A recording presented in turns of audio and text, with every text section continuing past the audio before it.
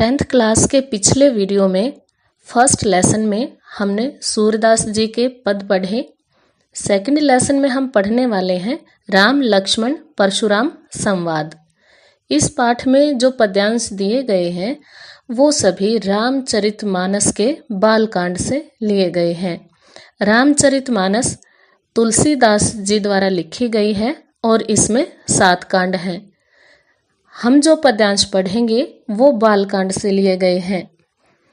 ये उस घटना के बारे में है जब सीता जी का स्वयंवर हो रहा था और श्री राम ने शिव धनुष तोड़ दिया था। शिव धनुष टूटने की खबर जब परशुराम जी को मिली तो वे बहुत क्रोधित हुए और सीता स्वयंवर के स्थान पर आ गए।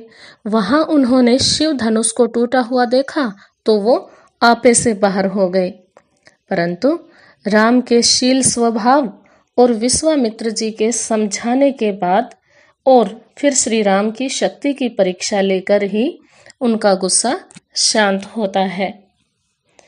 इस घटना के समय राम, लक्ष्मण और परशुराम के बीच जो कहा सुनी होती है, जो बातचीत होती है, जो संवाद होते हैं, उन्हीं को इन पद्यांशों में प्रस्तुत किया गया है। इन सभी बातों को हम पद्यांशों की व्याख्या से पहले लिखे जाने वाले प्रसंग में लिख सकते हैं।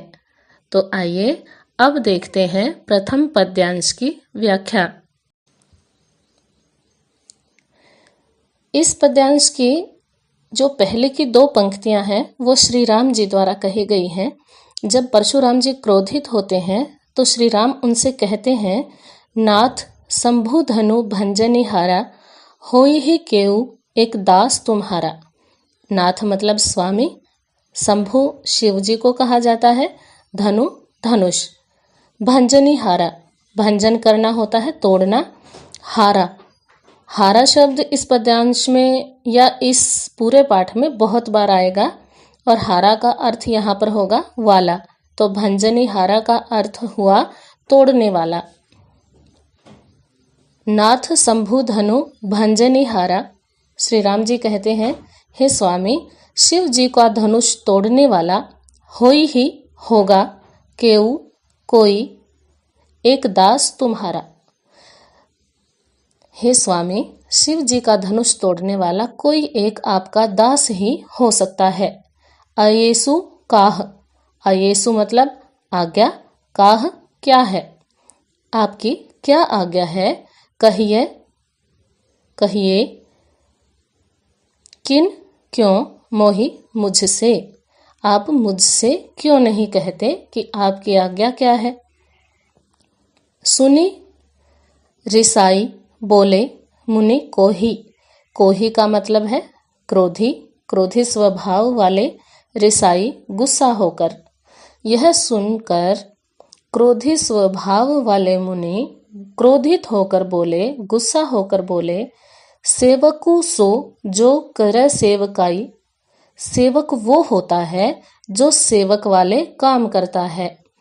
अरि करनी, अरि होता है शत्रु, दुश्मन, करनी काम, करी करिए लड़ाई, करी करके, करिए की है लड़ाई।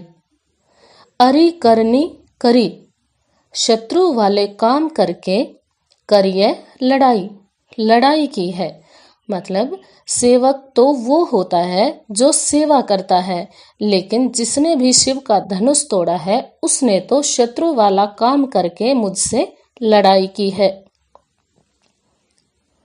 सुनहु राम जेहि शिव धनु तोड़ा, सुनो राम जिसने भी शिव धनुष को तोड़ा है, सहस्र बाहु सम सो रिपु मोरा, रिपु मतलब शत्रु, सहस्र बाहु के समान वो मेरा शत्रु है।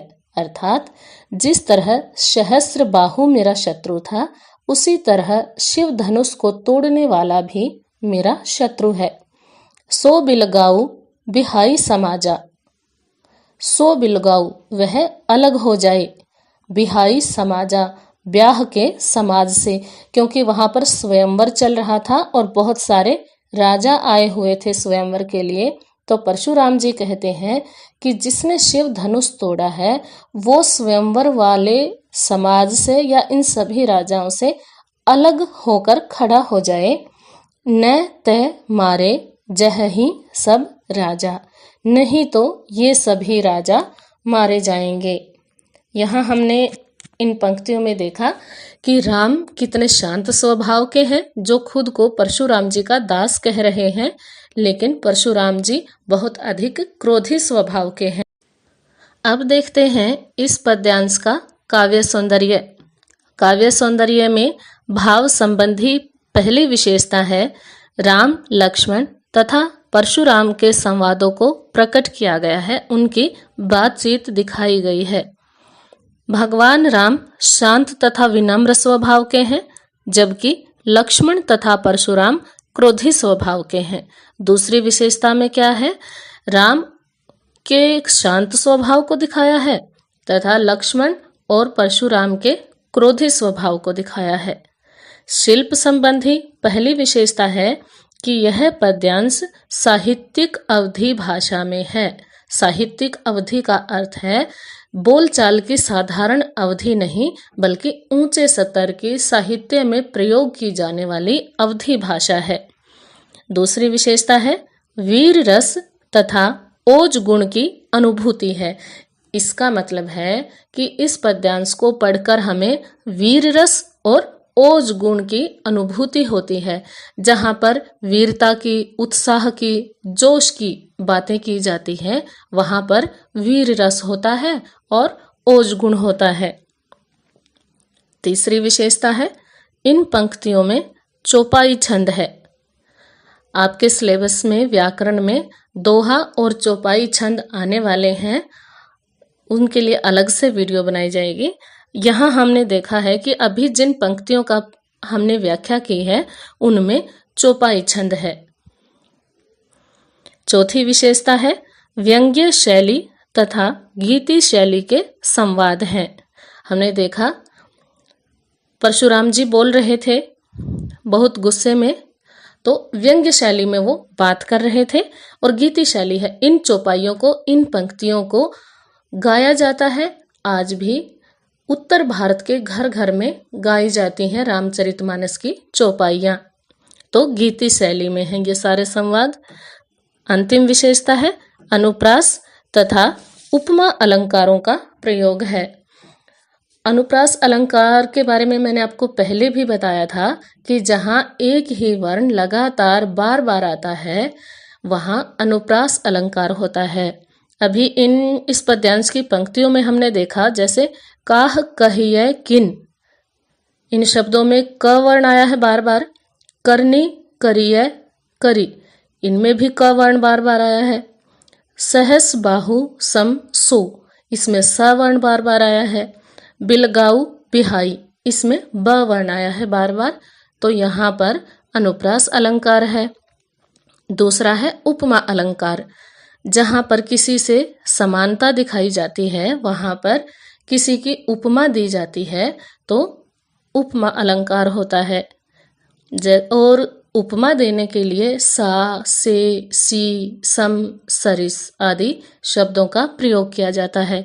तो यहाँ सहस बाहु सम सो रिपु मोरा, तो सहस बाहु सम का प्रयोग किया गया है, सहस बाहु से शत्रु की समानता की गई है, तो यहाँ पर उपमा अलंकार।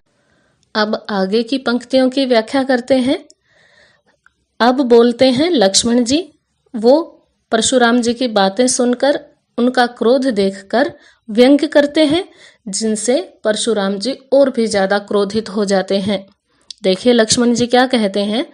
सुनी मुनि वचन लखन मुस्काने, मुनि के वचन सुनकर, परशुराम जी की बातें सुनकर लक्ष्मण मुस्कुराने लगते हैं।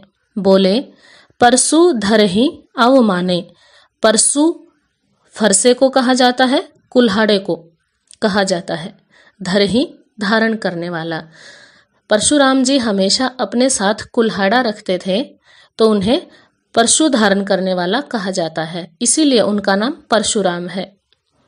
अवमाने होता है अपमान करना, अपमान करने वाले शब्द कहना।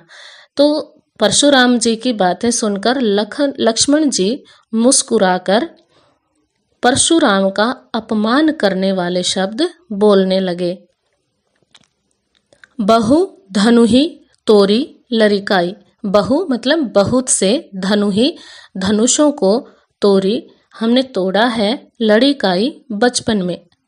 कबहू न असी रिस। रिस शब्द भी इस पाठ में बहुत बार आएगा। रिस का मतलब यहाँ पर है क्रोध, गुस्सा। किन्हीं किया। गोसाई। गोसाई शब्द तुलसीदास जी के लिए आया है। तुलसीदास जी के लिखे हुए ही ये पंक्तियां हैं। तो तुलसीदास जी हमें क्या बता रहे हैं? लक्ष्मण जी बोले, बहु धनु ही तोरी लरिकाई, कबहू न असी। असी मतलब ऐसा, रिस क्रोध किन्हीं किया, कि ऐसे बहुत से धनुष हमने अपने बचपन में तोड़े हैं, लेकिन ऐसा क्रोध आपने कभी नहीं किया। यही धनु पर, यही मतलब इस धनुष पर, ममता के ही हेतु किस लिए? इस धनुष पर आपकी इतनी ममता किस लिए है? सुनी रिसाई कह भृगुकुल केतु।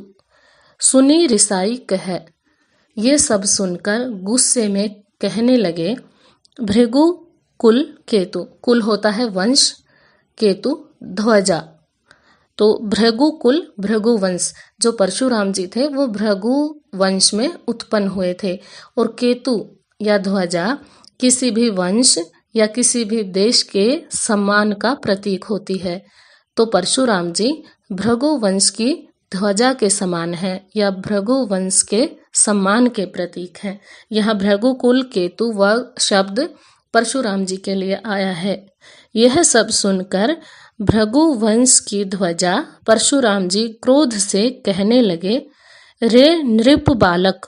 नृप होता है राजा और नृप बालक हुआ राजा का बालक यानी राजकुमार। काल मृत्यु, बस मतलब वशीभूत होकर या अधीन होकर, काल के वश में होकर। बोलत तो ही न संभार। संभार मतलब संभाल। हे राजकुमार, तुम मृत्यु के वश में होकर जबान संभाल कर मुझसे ये सब नहीं कह रहे हो। मतलब तुम अपनी जबान संभाल कर बात नहीं कर रहे हो। धनु ही सम। सम, यहाँ फिर सम आया है तो यहाँ फिर समानता दिखाई गई है या तुलना की गई है, उपमा दी गई है त्रिपुरारी धनु से। त्रिपुरारी कहते हैं हम शिव जी को, तो त्रिपुरारी धनु हुआ शिव जी का धनुष। धनु ही सम त्रिपुरारी धनु। क्या तुम सभी धनुषों को शिव के धनुष के बराबर मानते हो? यहाँ पर भी उपमा अलंकार है। विदित सकल संसार। इस शिव धनुष की महिमा को तो सारा संसार जानता है। विदित होता है जानना या परिचित होना। आइए अब देखते हैं इन पंक्तियों का काव्य सौंदर्य। इन पंक्तियों का भाव वही है जो पिछले पद्यांश की पंक्तियों का था, और शिल्प सौंदर्य की विशेषता भी लगभग वही है, केवल एक विशेषता में अंतर है। पिछले पद्यांश में केवल चौपाई छंद का प्रयोग था और इस पद्यांश की पंक्तियों में चौपाई के साथ साथ दोहा छंद का भी प्रयोग है। तो केवल तीसरी पंक्ति में, यह कह सकते हैं शिल्प सौंदर्य की तीसरी विशेषता में थोड़ा सा अंतर है। इन पंक्तियों में चौपाई तथा दोहा छंद का प्रयोग किया गया है। इसकी जो अंतिम दो पंक्तियां हैं, रे नृप बालक काल बस बोलत तो ही न संभार, धनु ही सम त्रिपुरारी धनु विदित सकल संसार, इसमें दोहा छंद है। और इन पंक्तियों में भी अनुप्रास और उपमा अलंकारों का प्रयोग है।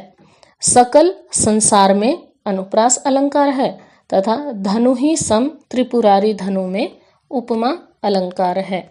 तो आइए इसके बाद हम देखते हैं अगली पंक्तियों की व्याख्या। इन पंक्तियों में हम पढ़ेंगे कि परशुराम द्वारा क्रोध में कही गई बातों का लक्ष्मण ने क्या उत्तर दिया। लखन कहा हंसी हमरे जाना, सुनहु देव सब धनुष समाना।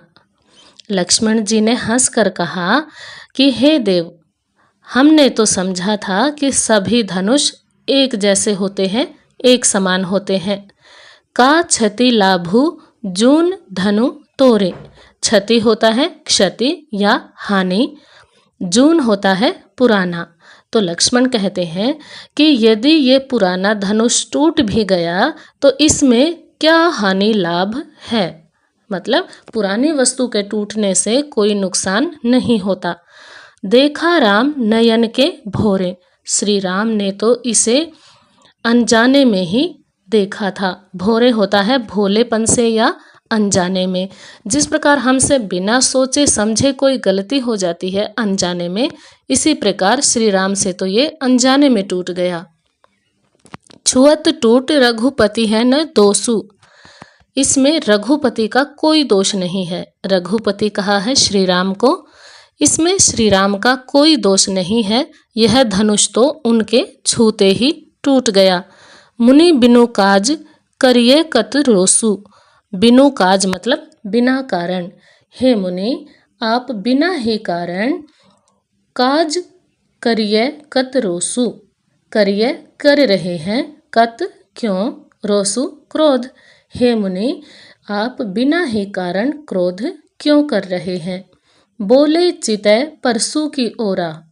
तो लक्ष्मण की बातें सुनकर परशुराम को और अधिक क्रोध आया और वो अपने फरसे की तरफ देखकर बोले।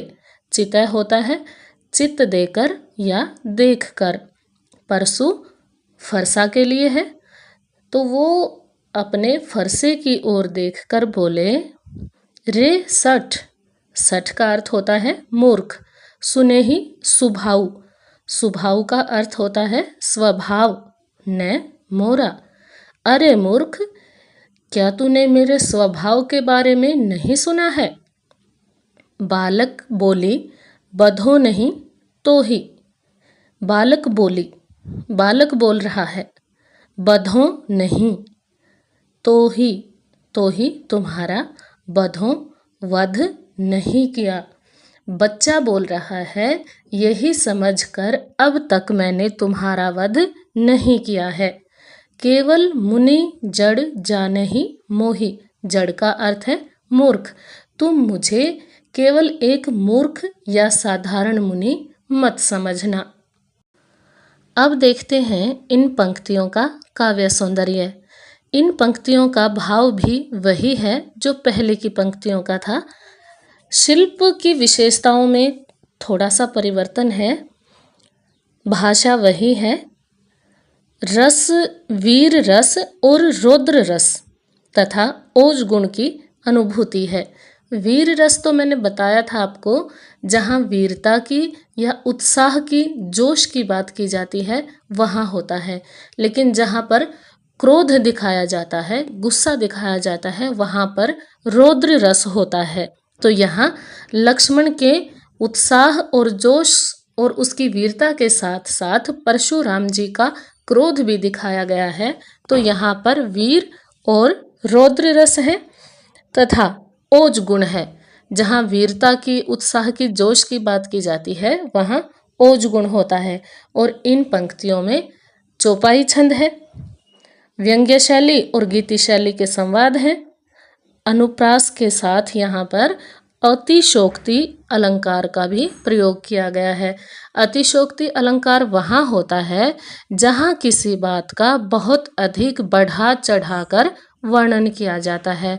इन पंक्तियों में अभी हमने पढ़ा कि परशुराम जी अपनी वीरता, अपने क्रोध और अपने स्वभाव का बहुत अधिक बढ़ा चढ़ाकर वर्णन कर रहे हैं, इसलिए यहाँ पर है अतिशोक्ति अलंकार। और साथ में अनुप्रास अलंकार बहुत सी पंक्तियों में है, जैसे काज करिए कत। यहाँ पर क वर्ण की बार बार आवृत्ति हुई है, अर्थात क वर्ण लगातार एक से अधिक बार आया है। तो यहाँ पर अनुप्रास अलंकार है। अगली पंक्ति में भी सठ सुने ही सुभाऊ। यहाँ पर स वर्ण लगातार एक से अधिक बार आया है। बालकु बोली बधों, यहाँ पर बै वर्ण आया है बार बार। और जड़ जानहि में जय वर्ण बार बार आया है। तो यहाँ पर अनुप्रास अलंकार है और साथ में अतिशोक्ति अलंकार है। आइए अब देखते हैं अगली पंक्तियां। बाल ब्रह्मचारी अति कोही। कोही का अर्थ होता है क्रोधी। बाल ब्रह्मचारी, परशुराम जी बोले कि मैं बचपन से ब्रह्मचारी हूँ, बाल ब्रह्मचारी हूँ। अति कोही और बहुत ही क्रोधी स्वभाव का हूँ। विश्व विदित, विश्व का अर्थ है संसार, विदित का अर्थ है परिचित या जानना। ये पूरा संसार जानता है क्षत्रिय कुल द्रोही कि मैं क्षत्रिय कुल का शत्रु हूँ, क्षत्रियों का नाश करने वाला हूँ। भुजबल भूमि भूप बिनु कीन्ही। विपुल बार मही देवन्ह दीन्ही। विपुल बार मतलब बहुत बार, कई बार। भुजबल अपनी भुजाओं के बल से, भूमि इस पृथ्वी को, भूप बिनु, भूप होता है राजा, किन्हीं बहुत बार अपनी भुजाओं के बल से मैंने इस पृथ्वी को राजाओं से हीन किया है, मतलब राजाओं को समाप्त किया है, इस पृथ्वी को बिना राजाओं की बनाया है। विपुल बार मही देवन्ह दीन्ही। मही होता है पृथ्वी, देवन्ह यहाँ देवताओं के लिए नहीं बल्कि ब्राह्मणों के लिए आया है। दीन्ही दान में दी है। बहुत बार मैंने यह पृथ्वी बिना राजाओं की करके या राजाओं को मारकर ब्राह्मणों को दान में दी है। सहस बाहु भुज छेदनी हरा। सहस बाहु का नाम हमने पहले भी पढ़ा था। ये परशुराम जी का शत्रु था, क्षत्रिय था, परशुराम जी ने इसको मारा था। तो सहस बाहु भुज, भुज होती हैं भुजाएं, बाहें, छेदनी हारा। हारा शब्द के बारे में मैंने पहले भी बताया था। हारा शब्द का अर्थ यहाँ पर है वाला, छेदनी हारा का अर्थ हुआ काटने वाला। सहस्र बाहु की भुजाओं को काटने वाले, परसु फरसे को, विलोकु देखो, महीप कुमारा। महीप का अर्थ होता है राजा, तो महीप कुमार का अर्थ हुआ राजकुमार, कि अरे राजकुमार सहस्र बाहु की भुजाओं को काटने वाले मेरे इस फरसे की तरफ देखो। मातु पितही जनि सोच बस करसी। महिष किशोर, महिष भी राजा को कहा जाता है, तो महिष किशोर हुआ राजकुमार, कि हे राजकुमार अपने माता पिता को जनी मत, सोच बस, सोच के वश में या चिंता के वश में करसी करो।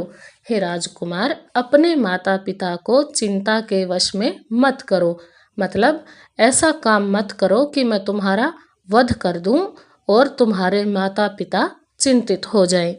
गर्भन के अर्भक दलन, परसु मोर अति घोर। गर्भन के,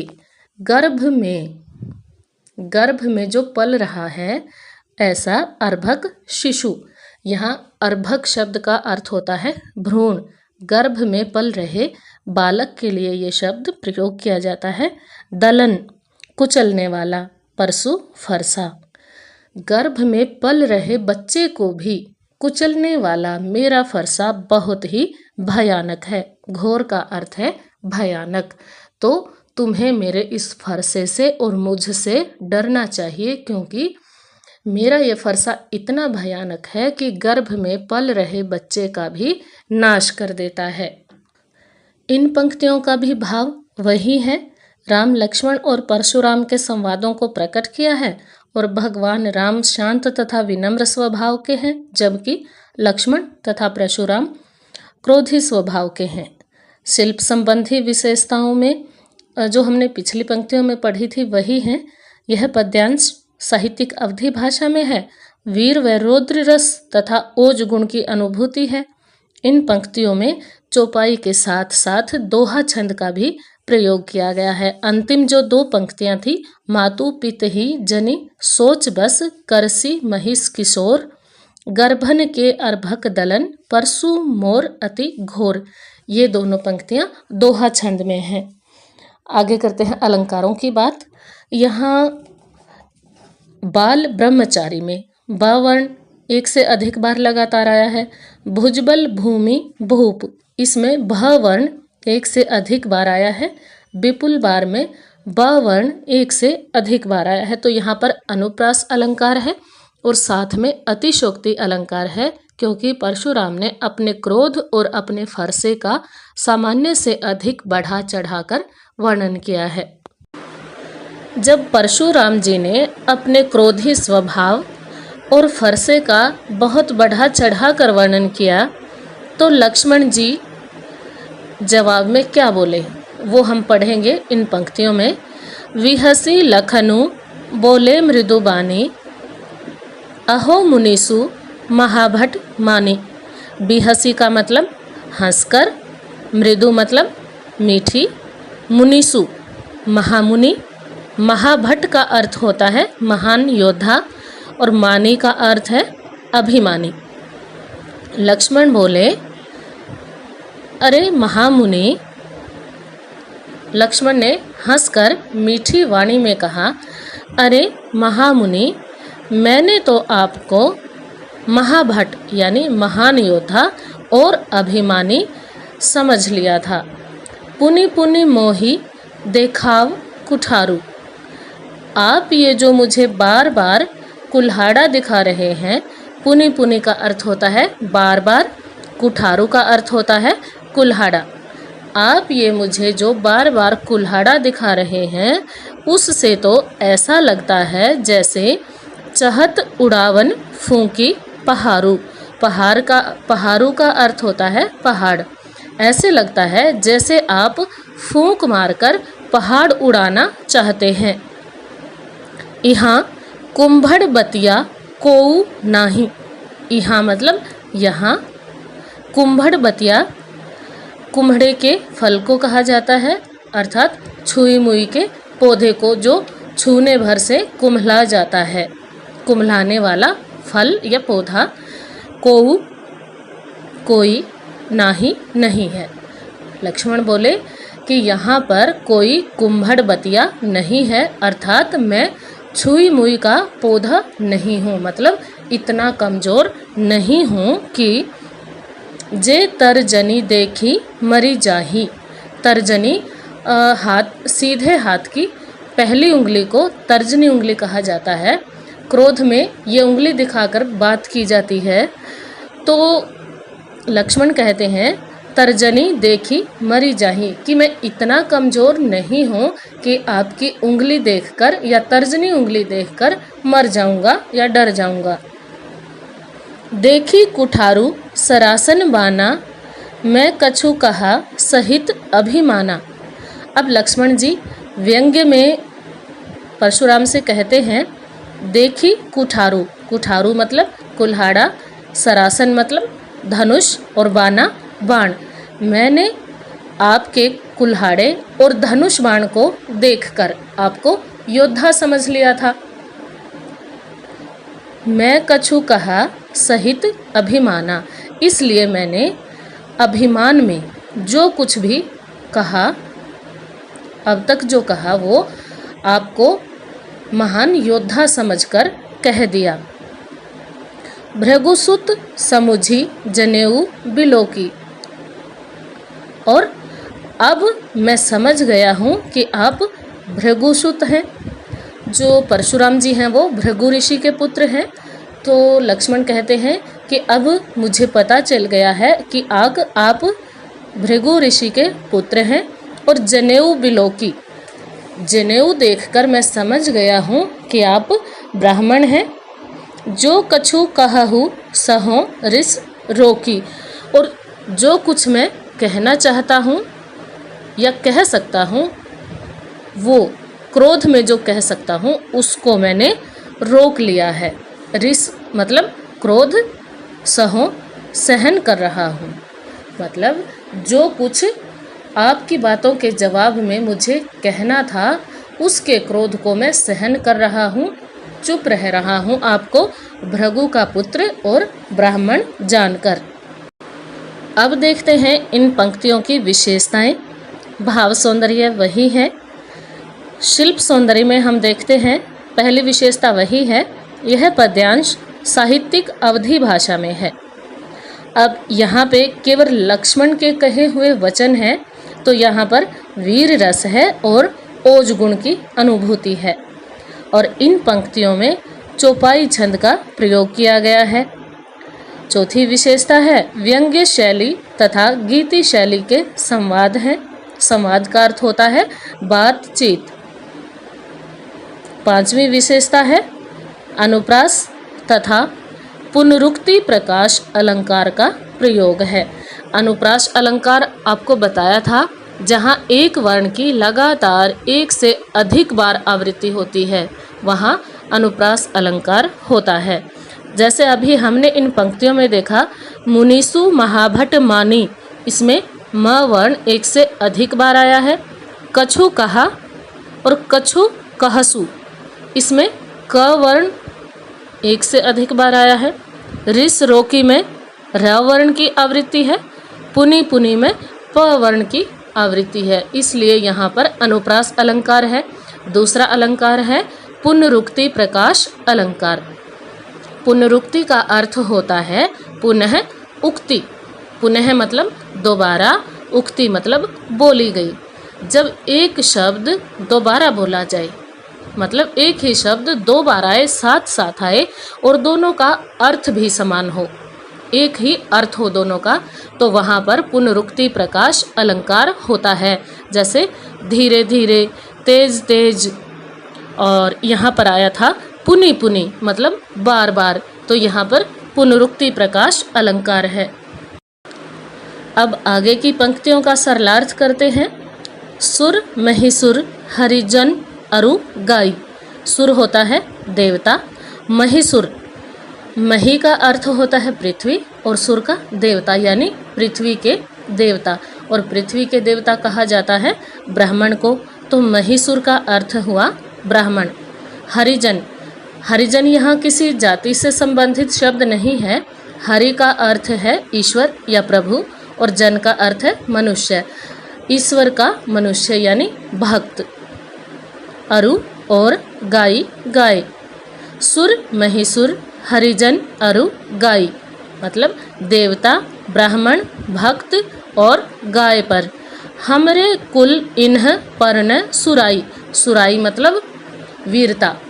हमारे कुल में, हमारे परिवार में इन पर वीरता नहीं दिखाई जाती, मतलब हमारे परिवार में देवता, ब्राह्मण, भक्त और गाय पर शस्त्र नहीं उठाया जाता, इन पर शक्ति नहीं दिखाई जाती, क्योंकि बधे पापू, बधे मतलब वध करने पर, यदि इनका वध किया जाए तो पाप लगता है। अपकीर्ति हारे, और यदि इनसे हार जाए तो अपयश होता है, अपकीर्ति होती है अर्थात बदनामी होती है। मारतहु पा परिय तुम्हारे, इसलिए यदि आप मुझे मारतहु, मारते हो या मारेंगे, तो भी पा परिय तुम्हारे, मैं तो आपके पाँव ही पड़ूंगा, मैं तो आपके पाँव ही पकड़ूंगा, भले ही आप मुझे मार लें। कोटि कुलिस सम वचनु तुम्हारा। कोटि करोड़ों, कुलिस कठोर, पत्थर जैसा कठोर या वज्र, सम समान, वचनु तुम्हारा, आपके वचन करोड़ों वज्रों के समान कठोर हैं। आपका एक एक वचन करोड़ों वज्रों की तरह कठोर है या प्रहार करने वाला है। व्यर्थ धरहु धनु बाण कुठारा। व्यर्थ मतलब बेकार में, धरहु धारण किया हुआ है, धनु बाण धनुष बाण, कुठारा कुल्हाड़ा। आपका तो एक एक वचन करोड़ों वज्रों के समान कठोर और प्रहार करने वाला है, इसलिए आपने बेकार में ही धनुष बाण और कुल्हाड़े को धारण किया हुआ है, अर्थात ऐसे वचनों के होते हुए आपको शस्त्रों की आवश्यकता ही नहीं है। जो बिलोकी अनुचित कहेऊं क्षमहु महामुनि धीर। बिलोकी देखकर अनुचित, गलत, कहेऊं कह दिया क्षमहु, क्षमा करें, महामुनि धीरज धारण करके। इसलिए हे महामुनि, आपको देखकर और गलत समझकर मैंने जो कुछ अनुचित, जो कुछ गलत आपको कह दिया, उसके लिए आप मुझे क्षमा करें, धीरज धारण करें। सुनी सरोष, रोष होता है क्रोध या गुस्सा, तो सरोष का अर्थ हुआ क्रोध सहित।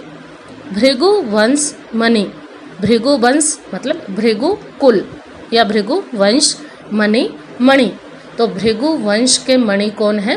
परशुराम जी।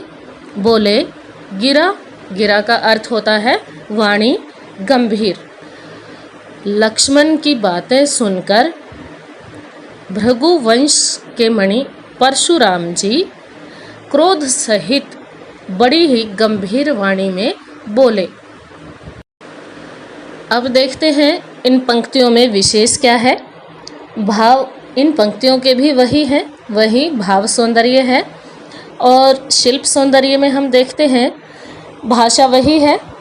यह पद्यांश साहित्यिक अवधि भाषा में है और वीर रस तथा ओज गुण की अनुभूति है। यहाँ पर केवल लक्ष्मण के वचन है, लक्ष्मण की ही बातें कही गई हैं। लक्ष्मण वीरता और उत्साह की बातें कर रहे थे, तो यहाँ पर वीर रस और ओज गुण है। जहाँ पर परशुराम जी की बातें दी गई हैं, वहाँ पर उनके क्रोध के कारण रौद्र रस होता है, और जहाँ श्री राम की बातें कही गई हैं तो वो शांत स्वभाव से मीठी वाणी बोल रहे हैं, तो वहाँ पर शांत रस होगा। लेकिन इन पंक्तियों में केवल लक्ष्मण की बातें कही गई हैं, तो यहाँ पर वीर रस है और ओज गुण की अनुभूति है। इन पंक्तियों में चौपाई और दोहा छंद का प्रयोग किया गया है। पहले की 3 पंक्तियों में चौपाई छंद है और अंतिम 2 पंक्तियों में दोहा छंद है। अब देखते हैं अलंकार, अनुप्रास और उपमा अलंकार का प्रयोग किया गया है। जैसे प परिय में प वर्ण की आवृत्ति है, कोटि कुलिस में क वर्ण की आवृत्ति है, धरहु धनु इसमें ध वर्ण की आवृत्ति है, सुनी सरोस में स वर्ण की तथा गिरा गंभीर में ग वर्ण की आवृत्ति है। इसलिए यहाँ पर अनुप्रास अलंकार है। और दूसरा है उपमा अलंकार, क्योंकि कोटि कुलिस सम, वचनों की समानता कठोर वज्रों के साथ की गई है, और इस समानता को दिखाने के लिए जिस शब्द का प्रयोग किया गया है वह है सम, तो यहाँ पर उपमा अलंकार है।